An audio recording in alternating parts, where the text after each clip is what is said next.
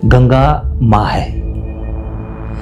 माँ जो आध्यात्मिक रूप से भी मोक्ष प्राप्त कर देती है और जो पालन करने वाली है।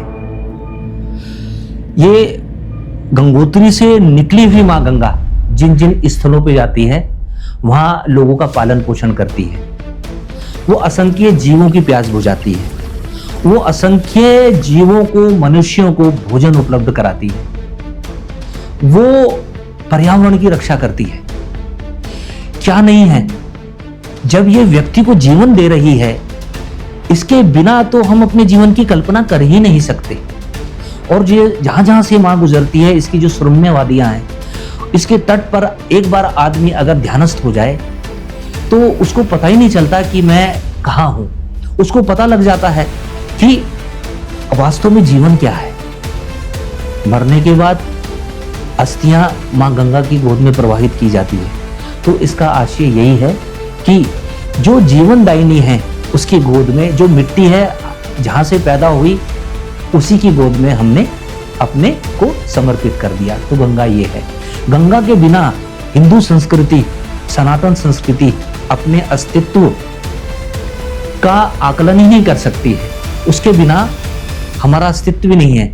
जिस दिन गंगा गई उस दिन समझो पूरी की पूरी सभ्यता जो इससे जुड़ी हुई है वो समाप्त हो गई। गंगा अपने अवतरण के समय से ही इसको मोक्ष दायिनी माना गया है।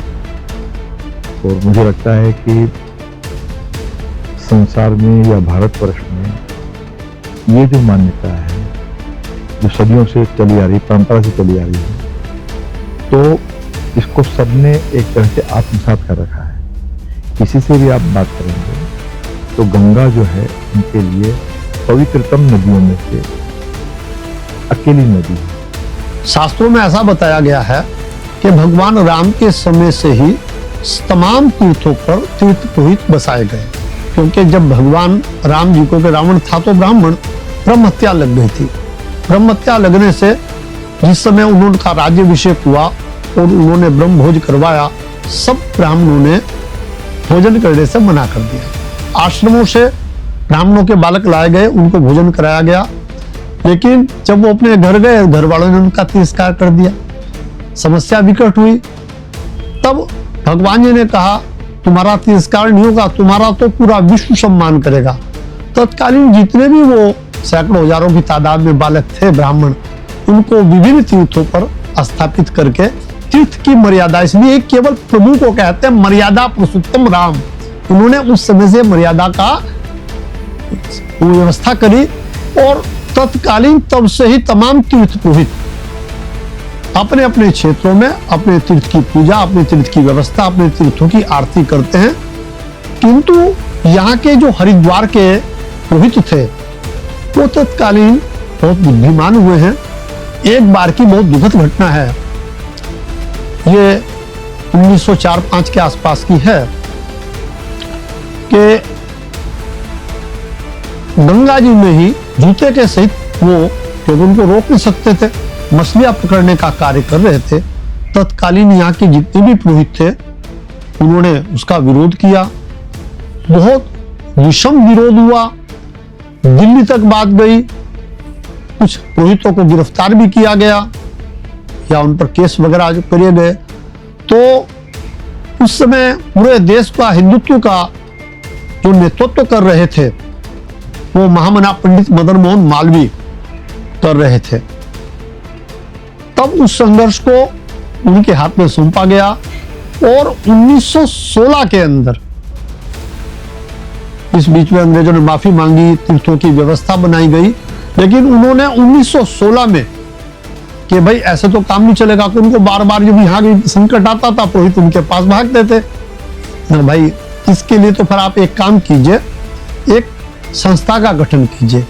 तो तत्कालीन यहाँ के जो संभ्रांत नागरिक थे, यहाँ पर ज्यादा तीर्थ पुरोहित और श्री महंत थे, तो तत्कालीन यहाँ के तीर्थ पुरोहित और श्री महंतों की एक टीम का गठन किया गया, जिसका नाम रखा गया श्री गंगा सभा।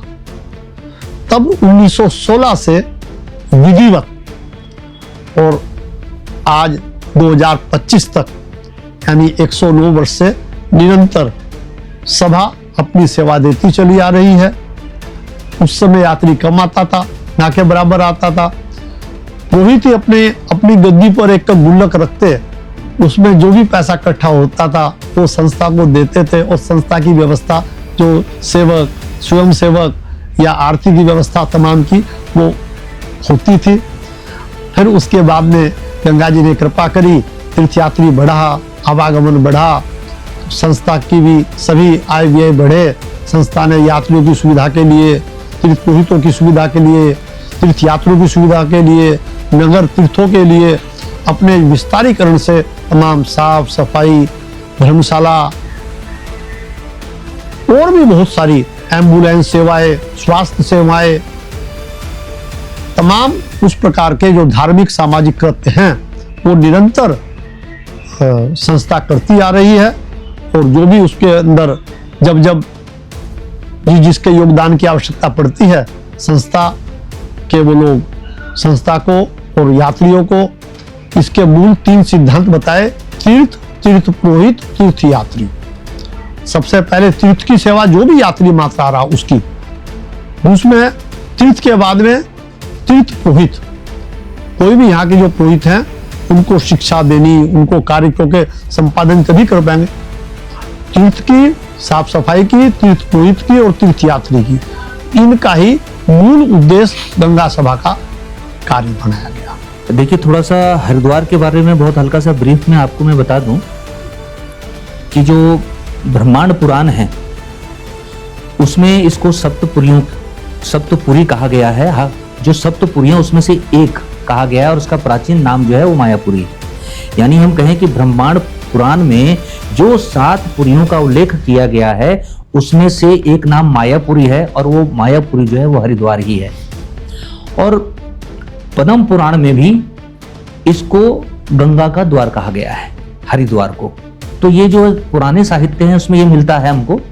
और अगर पुरातात्विक साहित्य भी हम देखें तो जो जहां पर आप बैठे हैं बहादुराबाद और बिल्कुल हरिद्वार से लगा हुआ ही एक नसीरपुर गांव है, वहां पे जो पुरातात्विक सर्वेक्षण किया गया है उससे ये पता चलता है कि ये नगरी कम से कम 2000 से भी ऊपर साल की, यानी उसका उन्होंने जो समय निकाला है वो 2000 ईसा पूर्व निकाला है। तो आप देखिए ये इसका काल जो है कितना बड़ा जाकर के बैठ जाता है ना। 2000 ये हो गया और 2500 ये हो गया, तो इसका मतलब हरिद्वार जो है नगरी इतनी प्राचीन है। बाकी आप देखिए हरिद्वार में कहीं पुराणों में, कहीं आख्यानों में माता सती का स्थल बताते हैं कि यही सती माता जो है वो कनखल में ही सती हुई थी। तो इस तरह के बहुत से आख्यान भरे पड़े हैं। और अगर हम बात करें अभी फिलहाल गंगा मैया की, तो गंगा जो निकल रही है यहाँ से, हरिद्वार से गंगा जो निकल रही है वो 2 पर्वतों के बीच से निकल रही है। अगर हम एक तरफ बिल पर्वत है, एक तरफ नील पर्वत है। बिल्व पर्वत पे मां मनसा देवी का मंदिर है और नील पर्वत पे जो है मां चंडी देवी का प्राचीन मंदिर है।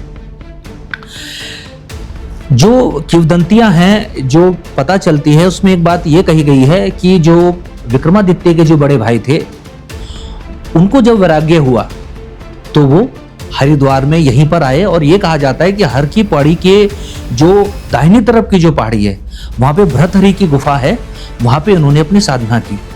और इन्होंने जो है 2 अपने ग्रंथ भी लिखे, जिसमें से एक का नाम वैराग्य शतक है और एक और नाम आता है नीति शतक। ये 2 शतक जो है इन्होंने ग्रंथ लिखे, वो यही इन्होंने रचना की। अब उज्जैन में कुछ लोग ये बोलते हैं कि उज्जैन के पास ही इन्होंने तपस्या की और उन्होंने अपने आगे का जीवन यहीं गुजारा। लेकिन मेरे कहने का मतलब है जब किसी व्यक्ति को अगर वैराग्य होता है और अगर उसको मोक्ष प्राप्त करना है या भगवान की साधना करनी है तो वह व्यक्ति एकांत ढूंढता है, वो पहाड़ ढूंढता है, वो जंगल ढूंढता है। और क्योंकि ये जगह जो है प्राचीन काल से ही 4 धामों की यात्रा का प्रमुख स्थल रहा है, तो मेरा कहने का मतलब है कि कोई व्यक्ति अगर मोक्ष की प्राप्ति के लिए और अगर ईश्वर की प्राप्ति को अगर करना चाहे साधना के पर्पस के लिए तो इधर की तरफ ज्यादा मूव करेगा, वहां उनके ज्यादा समय तक समय गुजारने की संभावनाएं कम है। तो जो कहा गया है कि भृतहरि जी ने उस गुफा में तपस्या की और नित्य प्रतिदिन वो हर की पैड़ी में आते थे, यानी इस इलाके पे आते थे, गंगा जी के दर्शन करते थे, वहां पूजा करते थे और स्नान करके फिर जाते थे, फिर अपनी साधना में लीन हो जाते थे। ऐसा कहा जाता है कि जिस समय वो उन्होंने अपना शरीर त्यागा तो उसके बाद विक्रमादित्य जी यहाँ आए और उन्होंने अपने भाई की स्मृति में यहाँ पर पैड़ियों का निर्माण कराया। अच्छा, उस समय भी मैं आपको बताऊं कि ये जगह जो थी ये एक स्थल था, यहाँ से 4 धाम की यात्रा शुरू होती थी। सुविधाएं बहुत कम थी। कहा जाता है कि उस समय 2 या 4 के आसपास धर्मशालाएं थी। लोग बाग जो है मेनली कनखल या फिर ज्वालापुर रुकते थे और फिर स्नान करने के बाद वहां उनका स्टे होता था ज्वालापुर में या कनखल में। उसके बाद वो फिर आगे की यात्रा करते थे। और ये भी है क्योंकि यात्रा इतनी कठिन होती थी कि ये भी कोई गारंटी नहीं थी कि भाई वो व्यक्ति इन 4 धाम की यात्रा करने के बाद वो वापस घर भी आ जाए। लेकिन यदि वो वापस लौट करके घर आता था तो उसको देवता की तरह पूजा जाता था। उस समय इतना जो मार्ग था बहुत कठिन था। और जो प्राचीन धर्मशालाएं हैं अब तो वो उनका अस्तित्व जो मिट गया है, लेकिन अभी कई सौ साल पुरानी धर्मशालाएं जो थी उनमें प्राचीन चित्रकारी के अभी थोड़े मोड़े अवशेष जो है कनकल साइड में हमको मिल जाते हैं। लेकिन अब समय के अनुसार लोग बाग प्रगति के नाम पे अपनी संस्कृति से छेड़छाड़ करने लगे हैं, तो ये चीजें सबूत जो है धीरे धीरे समाप्त होते जा रहे हैं। ऐसी ही विक्रमादित्य जी ने जो हर की पैड़ी का निर्माण कराया था, यहाँ पे जो पैड़ियों का निर्माण कराया था, वो भी पहले तो उसका कंस्ट्रक्शन 1880 में जीर्णोद्धार हुआ, क्योंकि जैसे जैसे आस्थाएं बढ़ती गई, जैसे जैसे लोग बाग को सुविधाएं मिलती रही, आवागमन के साधनों की आसानी होती रही, वैसे वैसे लोग बाग जो है आसानी से यहाँ पहुंचने लगे। और आज तो ये स्थिति है कि लाखों करोड़ों लोग बाग जो है हर साल जो है हरिद्वार से आते हैं और फिर उसके बाद ऊपर 4 धाम की यात्रा करते हैं और कुछ ही दिनों में फिर वापस चले जाते हैं। तो ये जो हर की पैड़ी का निर्माण कराया उन्होंने विक्रमादित्य ने, 1880 में इसका जीर्णोद्धार किया गया।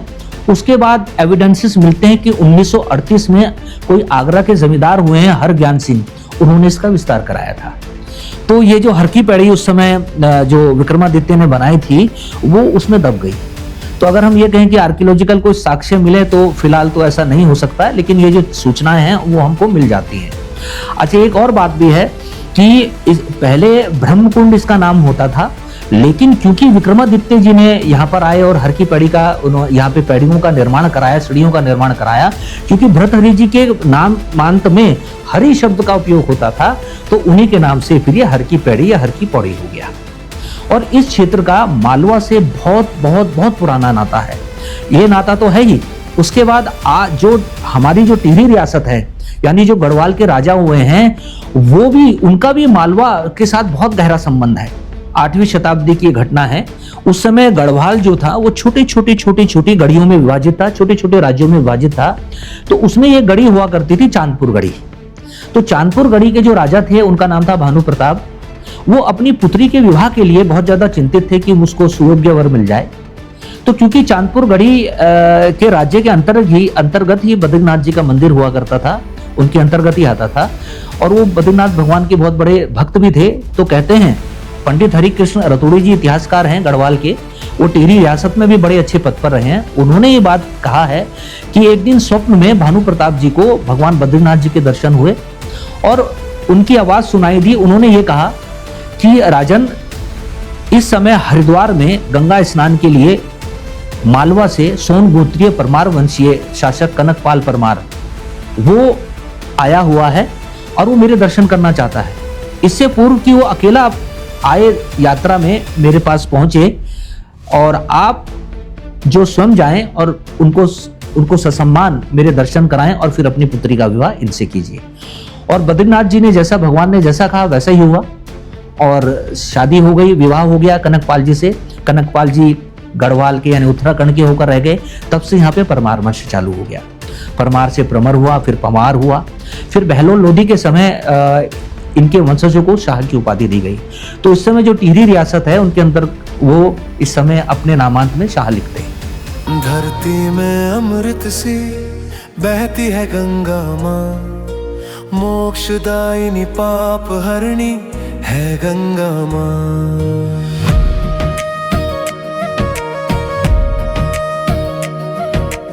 विष्णुपति है शिवांश कल कल बहती धारा, ममता का स्वरूप है देवांश है गंगा माँ।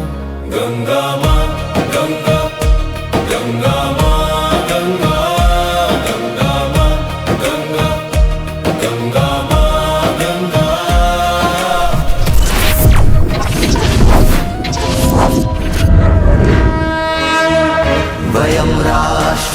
भाद्रयां पुरोहितः। हम राष्ट्र आराधक भारतवर्ष को जागृत और जीवंत बनाएं। युग युगीन भारत के कालजयी महानायकों की तेजस्विता की गौरव गाथा।